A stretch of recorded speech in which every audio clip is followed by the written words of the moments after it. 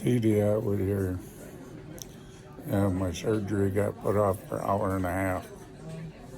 So here I lay in this bed.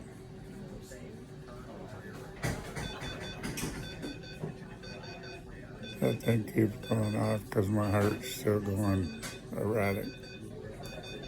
But at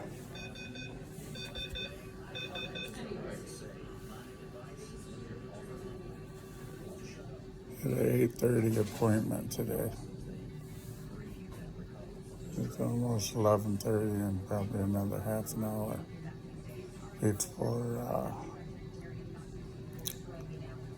before it gets going. Second time I've had a delay at this hospital. But what can I do? I'm here supposed to be getting a pacemaker. Hopefully it happens soon. So anyways, I'll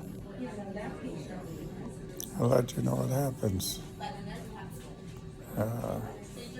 I know I need the pacemaker, so that's why I'm still laying here. So anyways, if you like this, hit that subscribe button. I appreciate it.